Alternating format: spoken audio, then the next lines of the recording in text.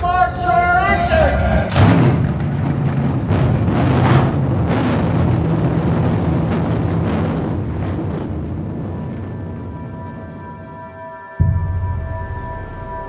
So many people have these big goals, these big dreams that they're too scared to go after, and they go to the grave with them. I went to my first 2 ships for 4 years, went on 1 deployment per ship.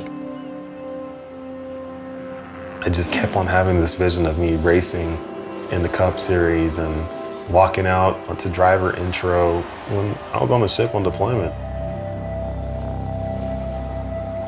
I made that decision on deployment that, hey, NASCAR was where I was gonna go. I've been the only person who's been in the Navy, African-American, and also racing in NASCAR. Everything that he's done in the military, he's now putting into a car.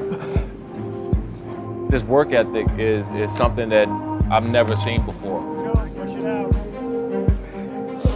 I would get these calls and text messages like 1:30, 2 o'clock in the morning from Jesse, and I say, man, what are you doing? And he'll be in his racing simulator at 1:30 in the morning. He'll spend any amount of time, any amount of effort to achieve his ultimate goal. Daytona International Speedway, just 3 years after being on the ships, is pretty amazing. You start learning that you really got to surround yourself with great people. You start feeding off of it and you start going places. On the ships, I learned that that was necessary to become part of the team, because if I kept on doing my own thing, then the team wouldn't work. And if the team doesn't work, equipment breaks, people get hurt.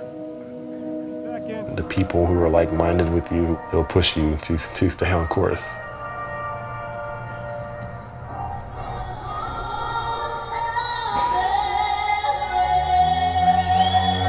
It shaped me a lot. I mean, I wouldn't be who I am today.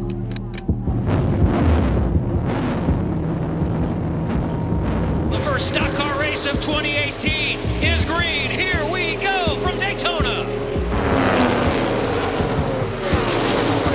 Some years ago when I was sitting in the Arabian Gulf, never would have thought that I'd be sitting here at Daytona. It just takes a lot of effort, a lot of grind, and never quitting.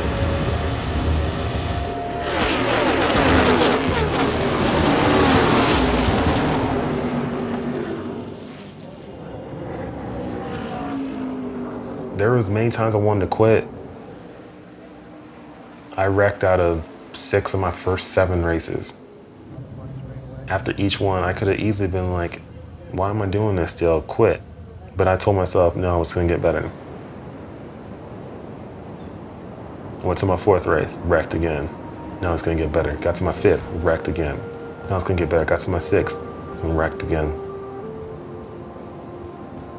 Like you're in it, you're in the thick of it, and you have got to just tough through it.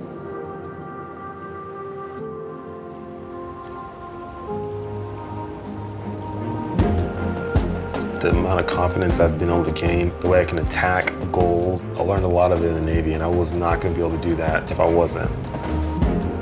You got to begin walking and keep walking and start running, keep grinding. Even when you trip and fall, you get up and you go. Anytime someone tells you you can't, look the other way and you keep going.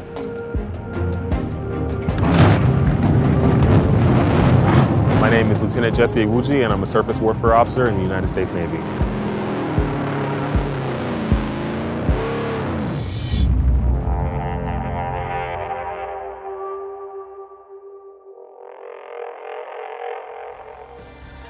Welcome visionaries, creators, innovators, entrepreneurs, leaders, and growth seekers of all types to the Passion Struck podcast. Hi, I'm John Miles, a peak performance coach, multi-industry CEO, Navy veteran, and entrepreneur on a mission to make passion go viral for millions worldwide.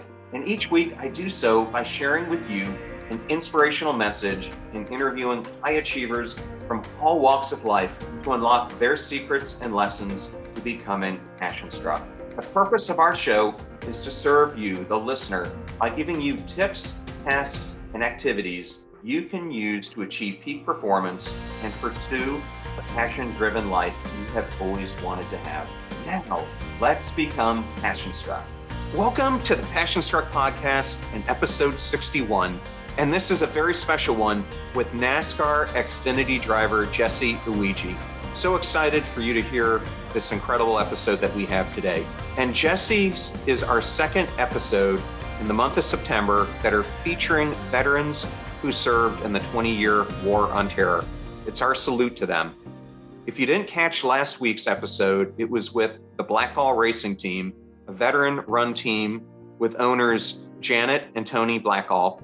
And next week, we have some incredible episodes coming up featuring two astronauts, distinguished Naval Academy graduate and the first female Naval Academy graduate to fly in space, Wendy Lawrence, will discuss her time in the space shuttle program and also her relationship with our other astronaut, Kayla Barron, who is in final preparations for her maiden voyage to the International Space Station, which will happen in October.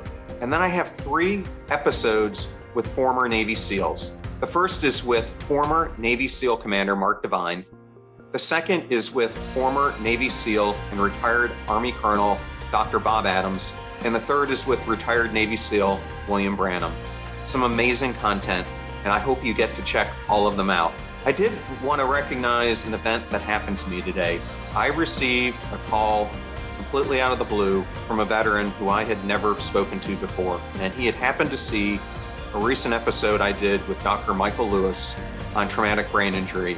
And he himself is a retired Navy SEAL that is going through some hardships right now because of traumatic brain injury and other trauma. And it's moments like that where I'm so thankful that I started on this journey to create Passion Struck. Its purpose is to reach listeners just like that veteran and give them information that helps change their lives. What we're trying to do with this show is to provide incredible content that helps anyone who's listening improve their life and take it to the next level. I'm going to start out today's episode with 2 quotes. The first is from Dale Earnhard Jr., who said, "The winner ain't the one with the fastest car, it's the one who refuses to lose." And the second quote is from Roger Staubach, who said, "I have a lot to learn about NASCAR, but I have learned if you have the right people in the right places doing the right things, you can be successful at whatever you do." And I picked those because Dale Earnhardt is one of Jesse's inspirations, and Roger Staubach, like Jesse and I, are Naval Academy graduates. And I just really like that quote from Roger a lot. Now, let me tell you a little bit more about Jesse. No one has ever tried to enter NASCAR from the Navy until now. Jesse Iwuji is a naval officer and NASCAR Xfinity driver. He just signed a huge contract with Emmett Smith, who will be his sponsor for next season. He also drives in the Camping World Truck Series. He graduated from the U.S. Naval Academy, where he played Division I-A college football for 4 years, was commissioned as a surface warfare officer, where he has been on 2 Arabian Gulf deployments. Outside of the Navy, Jesse always had a passion for motorsports. In 2015, he made history by becoming the first U.S. naval officer and Naval Academy graduate to compete in NASCAR. He is a 2-time winner of the NASCAR Diverse Driver Award, and outside of racing and his time serving the Navy, Jesse has also starred in various TV and online shows, owns his own drag racing event company called the Red List Group, owns a trucking business called JBJE Transportation, and an esports event company based on sim racing. And in today's episode, we're going to talk about his journey from the Navy to NASCAR, how the Navy taught him what success looks like, what he learned from playing Division I sports, how he has learned that everything he put in the military, he's now putting into his race car, why he put so much effort into achieving his goals, and his inspiration for you to do the same. How many times in his initial season he wanted to quit, but instead conquered those obstacles and challenges that came his way and persevered to reaching the second highest level of NASCAR, and so much more. I know you can't wait to hear this episode, so let's become Passion Struck.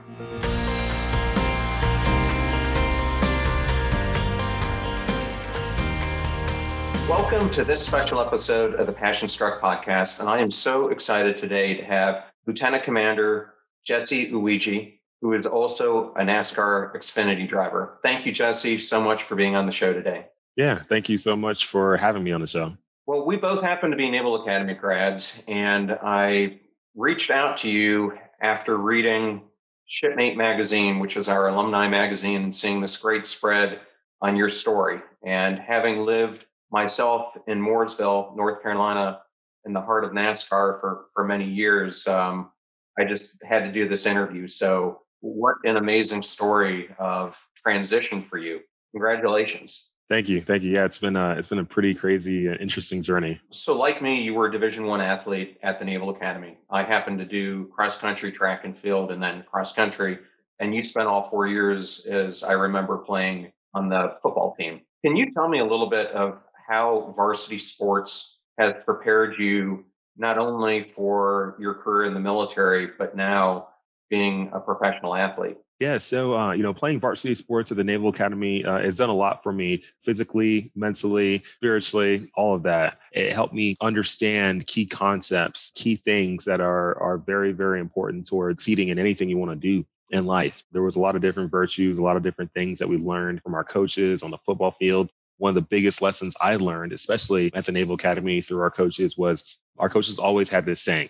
It was a very simple saying, and the saying was, nobody cares. And the reason why they would say that is at the academy, as you saw, we're not the biggest team out there. When we're playing against teams like Notre Dame, Ohio State, they typically outsize us. They typically have better speed than us. They're stronger. They're all this stuff. Maybe they have, better facilities, whatever it is. They have all this stuff that's quote unquote better.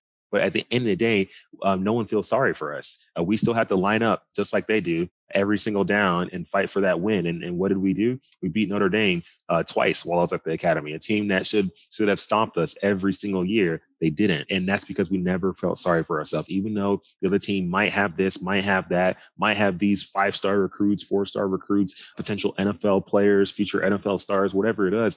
It didn't matter. Nobody made excuses for us. We're not going to make excuses for ourselves just because maybe we don't have those same things, those same people. But at the end of the day, our motto was nobody cares. Nobody cares about what we don't have. We still have to line up and go. And I took that from when I played football and applied it to everything else I did in life, whether it was, my career as an officer in the Navy, when I was starting in this whole journey in NASCAR, trying to work my way up the ranks. I didn't have a lot of resources to begin, but guess what? Nobody cares. Nobody feels sorry for me. No one's going to feel sorry for me and just push me along. I have to figure it out. And that's what I learned while playing varsity sports at the Naval Academy. Well, that's great. And so as I was looking at some videos on you, I myself was not a surface warfare officer, but I spent my fair share of time on a variety of ships while I was in. And I remember hearing you talk about how you were on deployment and you got this vision that you wanted to be in NASCAR. Why NASCAR out of all sports? And can you talk about that epiphany and how it came about? Yeah. So the actual original epiphany came about, I would say about 7 months prior to my second deployment. And I was sitting in my room in San Diego one night, and I was sitting there, I was thinking of what are the different things I want to do post Navy? Where do I want to go? What's my next adventure? I'm a sports guy. I like doing exciting, intense things. What do I want to do? Football was over for me. I wasn't going to play football anymore. I wasn't a basketball player. I wasn't anything else. But what was I going to do that was going to be fun, fulfilling, and a crazy journey? And I had always liked cars. I had always liked racing. And until that particular point, that was January 2014. Up until that point, I had been taking my personal cars to local tracks in Southern California doing open track days. And these are track days that anyone can bring their vehicle to the track, do a bunch of sessions, drive as fast as you want on the track, learn how to control your vehicle on the track. It's really, really fun. Well, it got to a point where finally I was like, you know what? I like doing this. I don't want to do it at a low level for the rest of my life. I want to take it to the highest level possible. Why not try to become a professional race car driver? And that is where the journey began. And from there, it was trying to figure out, how do I find the resources to make this happen? How do I find the money? How do I find the time? How do I find all this stuff? Because I was still active duty in the Navy. So there was a lot of stuff I needed to figure out on timing and resources and all that stuff to make it happen. But that first original epiphany happened about 7 months before deployment. While on deployment, I just kept dreaming about it more and more and more, and really, really started believing that I was going to actually make this happen. And I did through a lot of help and a lot of support from a lot of great people. Well, so how do you balance, especially when you were on active duty life and being a race car driver? Because, having, like I said, been on ships, it's a pretty arduous duty, whether you're at sea, or it can be even worse when you're getting prepared for deployments and having to do all kinds of upkeep on the ships. So for me, having to balance the active duty life and getting into racing, it's a lot of time management stuff. Luckily for me, when I decided to finally embark on the journey, when I actually started taking the physical steps to make it happen, this began in the beginning of 2015. And at that point, I had just come off of deployment and I was transitioning from sea duty to shore duty. So while on shore, I had a lot more free time, especially on the weekends. If I would have tried to embark on this journey while still being on the ships, it would have been really, really difficult because you don't know your underway schedules. You don't know when you're going to be away and back. You don't know if you're going to have these inspections coming up, how much time it's going to take to get through the inspections, all that stuff. So for me, I had to embark on it after I came back from my second deployment and after I transitioned from sea duty to shore. And once I did that, then I knew that, okay, for the most part, majority of my weekends are going to be free. So when I embark on this racing journey, I'm going to work my normal Navy job Monday through Friday, 8 a.m. to 5 p.m. each day. And then on the weekends, I'll go racing. And I would fly out Friday evening to the tracks that I was going to race at, race on Saturday, fly back Sunday, go back to work on Monday. And that's what I did, multiple weeks throughout the year. And some weeks harder than others, but I did what I could when I could. And what I also did too was, sometimes there would be certain events or things I needed to go to that was during the week. I just have to take leave to make that happen. Okay. And one of the inspirations I read about that you have, and I think we chatted about a little bit, is Dale Earnhard Jr. And I mentioned to you, I've met him numerous times, mostly at the Waffle House. At night. But my neighbor, Pete, when we lived in Mooresville, was his agent. And so I got to meet him a few times through that, but probably spent the most time with Jimmy Johnson because I worked for Lowe's and he was our driver for so many years. But having someone like Dale Earnhardt Jr. and his lineage in racing, how monumental has that been for you in getting to where you are now? Dale's also always been a really cool guy, very informative. He's passed on some good knowledge to me. Really nice guy, just down to earth. Someone like that who has a ton of media attention, all that popularity, all that stuff. For him to still be really reachable and down to earth, it has always been something cool to me. And I've always wanted to kind of be that type of person, where no matter how much fame, no matter how much celebrity, whatever I get, I always want to be somebody who was still just a normal person. And he is definitely somebody who embodies that, who continues to stay grounded. And I like that a lot. So I try to learn what I can from him when I can. He's a super awesome guy. He's done a lot, obviously done great on the track, done great off the track. And, just someone that you just want to know. Well, definitely. And I will tell you, there are some very approachable drivers. One of the most approachable I knew back in the day was Matt Kenseth, because we went to church together. And I just loved how he would show up with his whole family and he would be present in doing whatever he was doing. And like you said, just totally normal person outside of the race car. Well, one of the things I wanted to get into is that you may not be familiar with this study that was done by Gallup, but in 2019, they actually surveyed the 1 billion full-time workers around the world and found out that only 15% of them are engaged at what they're doing. Said otherwise, it means 85% of the world's 1 billion full-time workers aren't fulfilled in what they're doing. And that's a big reason for why I started Passion Struck, because to me, it all starts with making a choice, which you had to do as well. And I was hoping for the listeners and watchers, you can talk about how did you come about making that choice and what were some of the difficult things you had to go through when you were trying to make it? Many, many difficult choices. When you're going on any journey in life, when you're trying to accomplish something bigger than where you're at, there's a lot of sacrifices that will have to be made. For me, I was used to just doing my normal day job, coming home, eating food or working out, eating, relaxing, maybe watching some TV, watching a bunch of YouTube videos. whatever it is. That's like what I would do, like on a daily basis. And then on the weekends, go party all the time, like every weekend, Friday, Saturday, all the time. And then when I wanted to embark on this crazy journey, becoming a NASCAR driver, I knew that if I was going to elevate my life and if I was going to try to achieve something I've never achieved, I was going to have to do things I've never done. And one of the things was sacrifice basically all the fun stuff that I was doing outside of the Navy. So, I got rid of all that stuff. I, stopped going out and partying. I stopped just watching TV and doing all that stuff. I basically come home from my Navy job and lock myself in my room and work on me. I would do a lot of research on how to gain sponsorships. I would train on my racing simulator. I would network with people, jump on different calls to try to, speak to different business owners to see, if I can maybe pitch them on a potential sponsorship ideas. All these different things I was doing every single evening, spending 6 hours of my evening every day working on this stuff. But these are the sacrifices I had to make just so I could become who I wanted to become and achieve what I wanted to achieve. It takes these sacrifices. These are things you're going to have to do to get anywhere in life. You initially got to have your vision, clearly seeing yourself become what you're supposed to become. And then from there is daily action. I took daily action just to make this happen. I had faith throughout the journey, because throughout the journey, it will be dark, very, very dark. When you're going through the tunnel of life, right before you even get to the end goal at the end, that light at the end of the tunnel, you don't even see it.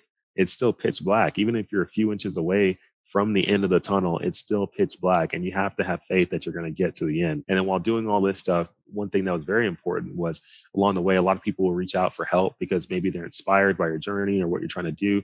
I've always tried to do my best to help others who are trying to achieve their goals too, because if you help them achieve their dreams, your dreams will come true too. And I believe I've gotten to where I've gotten to just because I've been able to grind every single day. And then also I've done my best to help others achieve their dreams too. Did you know that Forbes magazine recently cited that 70% of individuals who do personal development, masterminds, and one-on-one coaching benefited from better work performance, increased communication skills, and overall better relationships? And we at Passion Struck are obsessed with self-development, coaching, and mentorship. That is why we've created a free resource to help you unlock your hidden potential. Because people doing great things in business and life are just like you, only they've had a coach along the way. And we've got that covered too.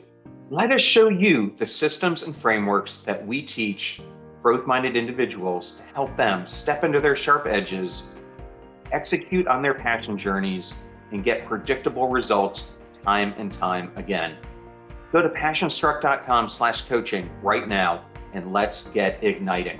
I think there's two things there I wanted to focus on. One is the motto for this show is make a choice, work hard, and step into your sharp edges, which means every single day you've got to do something that scares you or puts you in an uncomfortable position, which it sounds like you've done those 3 steps, because oftentimes people may make the choice that they want to do something, but they don't do the daily work that it takes to get to where they need to go. And I call it, activity stacking, because it doesn't have to be each day a monumental leap, but all you need to do is make a leap. And when you start building upon those over time, those small progressions that you make turn into those monumental steps that you want to take in your career.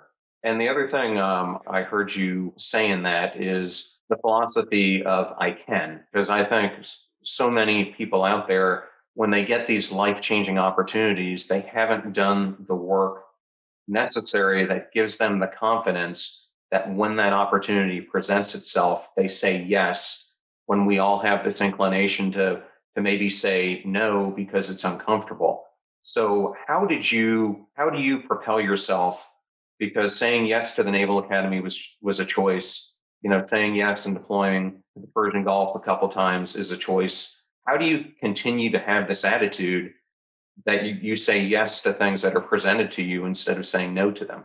Yeah, it can be very interesting. When you're going through your journey in life, when you're fully focused on achieving whatever that goal is, you're going to have different opportunities that get presented to you. And some are good, some are bad, but you got to be willing. I always tell people, you got to be willing to take the trip, right? And when I say take the trip, even though there isn't any guarantee that by you going to this networking conference or by you going and having this meeting with this person that potentially could help you in your journey, even though there's no guarantee, just take the trip because you never know. It might work out, it might not. But just because you put the energy towards something that could potentially push you forward in your journey, just taking that risk, it's like you're like adding to your savings jar. You're just adding every single time. And eventually it's going to fill up and you're going to have enough resources to make it happen. But life does reward those who are putting energy towards their goal on a daily basis, especially when you're putting risky energy where you're taking risk and you're taking leaps of faith. Life rewards that stuff, even if it doesn't work out at that moment.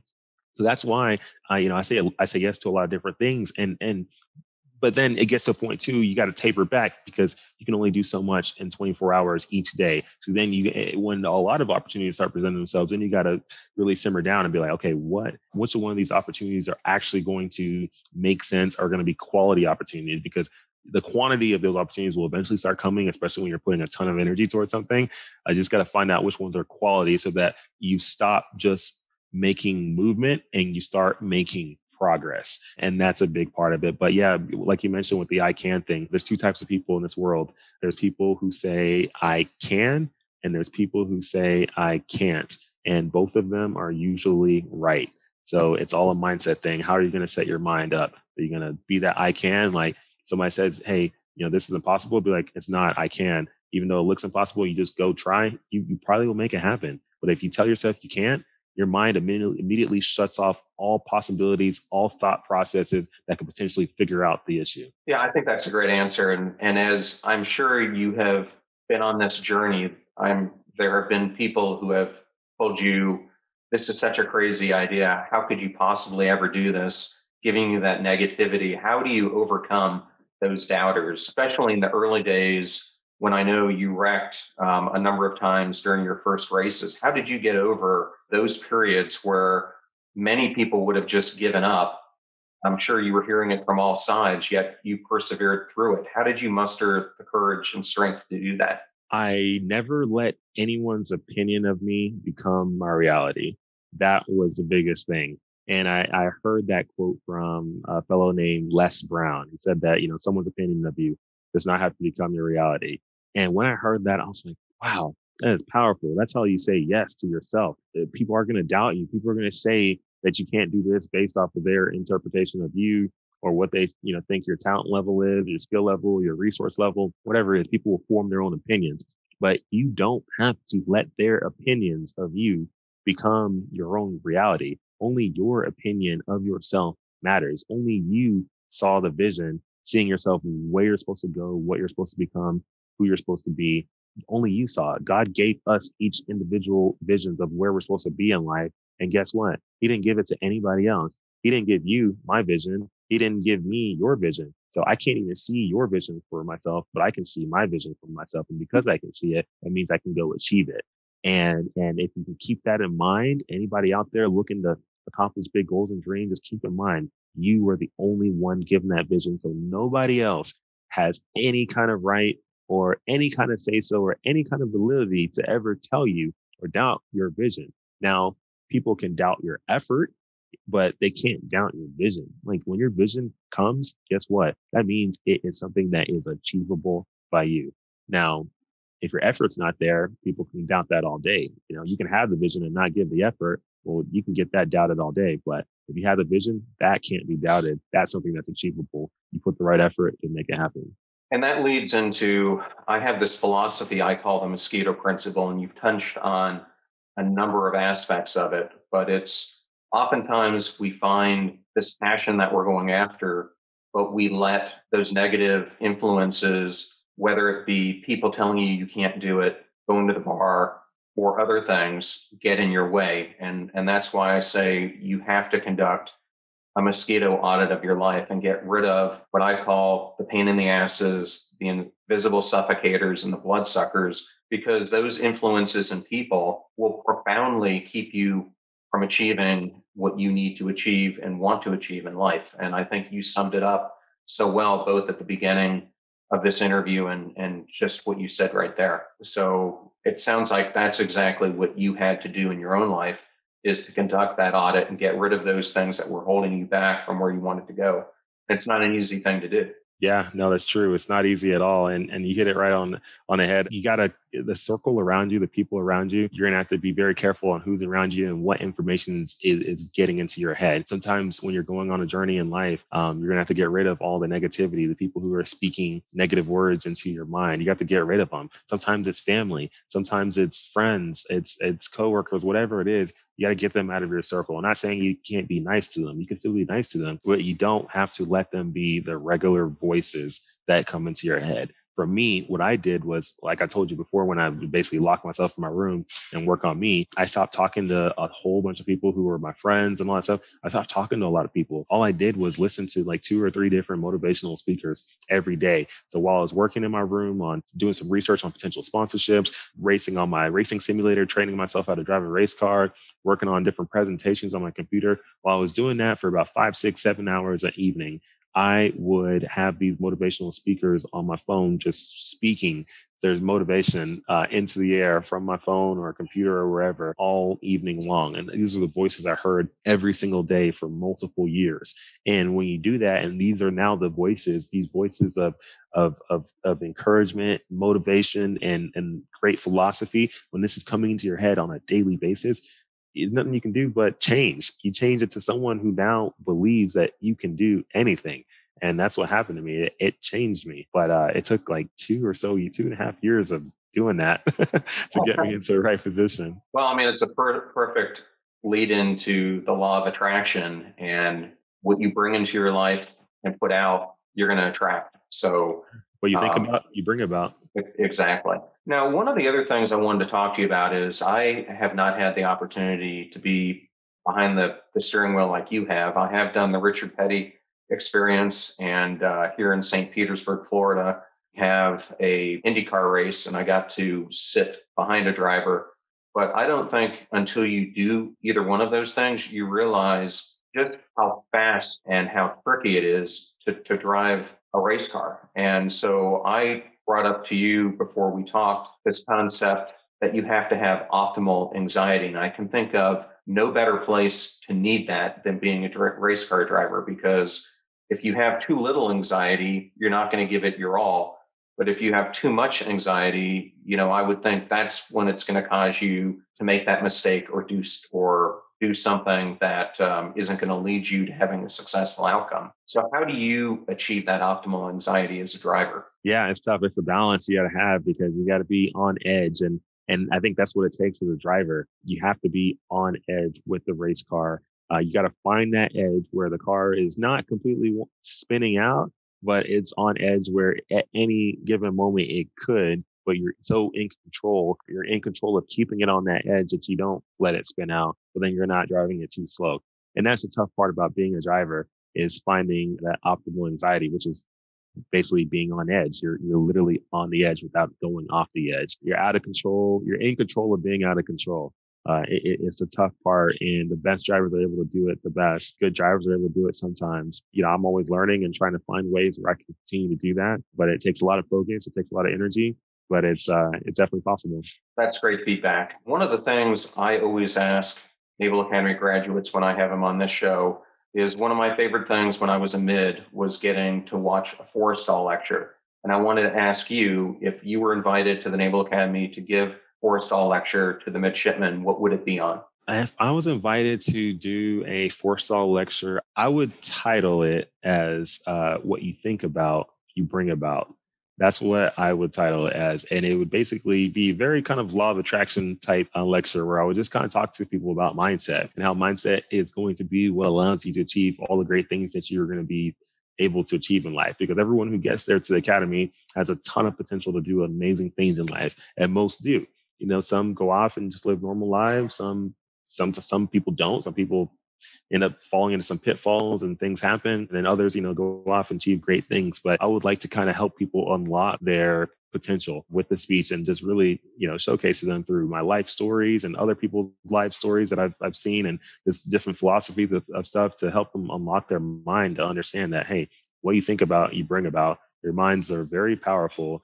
You're already in a place where you're showing that you have the potential to be amazing. Unlock your mind and use all your potential and be the best that you can be. Well, Jesse, thank you so much for this interview. I know we're running up against the clock. And one last question I had for you is, you have a goal of making it to the highest level of NASCAR. For you, over the next couple of years, what are some of those goals and ambitious tasks that you're putting out there for yourself to get there?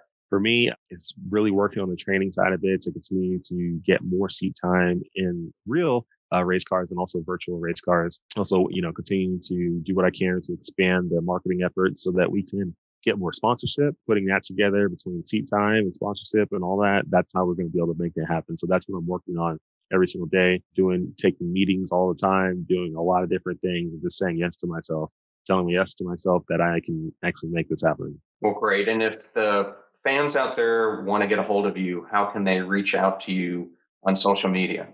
For any fans looking to reach out to me, just type in my name on any social media platforms, Jesse Iwuji. That's JESSEIWUJI.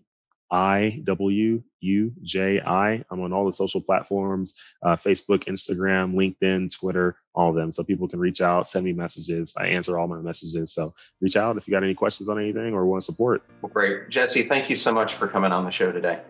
Thank you for having me. I hope that you enjoyed that episode as much as I like doing it.